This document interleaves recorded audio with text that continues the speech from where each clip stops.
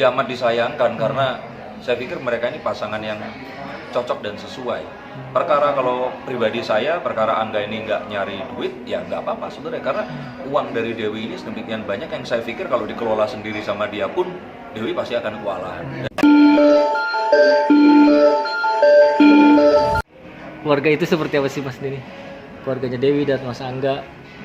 Kalau saya pikir sih keluarganya bahagia ya. Bahagia dalam artian kalau namanya keinginan itu kan keinginan semua orang pasti ada. Seperti kita terkurung selama 3,5 bulan terus kemudian berkeinginan untuk pergi jalan-jalan, udah kerjaan tinggal aja deh, aku mau keluar aja deh dari perusahaanku ini karena aku udah muak, WFH dan sebagainya.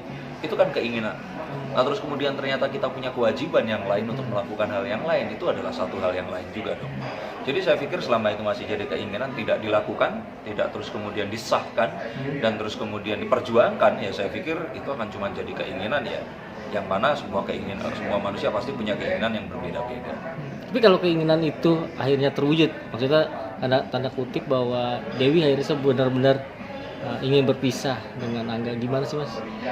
Ya amat disayangkan karena saya pikir mereka ini pasangan yang cocok dan sesuai.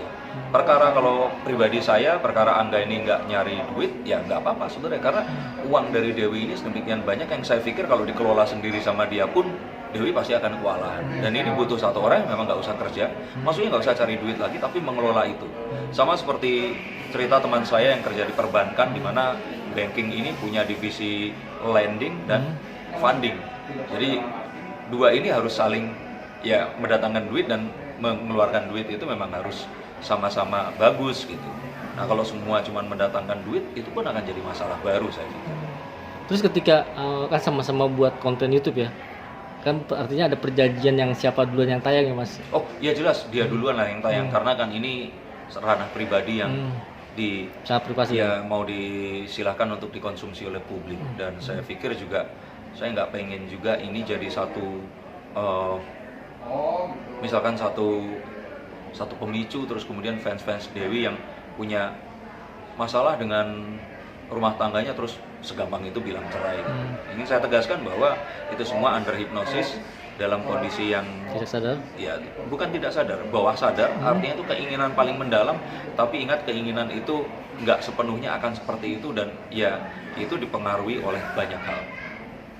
Artinya ketika Mas Denny mengupload video itu setelah Dewi kan? Ya. Ada komunikasi gak sebelumnya? Gue udah upload juga ya atau memang lihat aja atau gimana? Itu kesepakatan kita awal adalah saya akan mengedit sesuai dengan videonya dia. Jadi kata-kata yang ada yang harus dimunculkan, yang harus dipotong. Dan saya kaget, itu ternyata nggak ada yang disembunyikan, semuanya dikeluarkan ya. Akhirnya saya ikut mengeluarkan juga. Kayak ini berita viral Mas Denny juga merasa bersalah atau gimana sama-sama?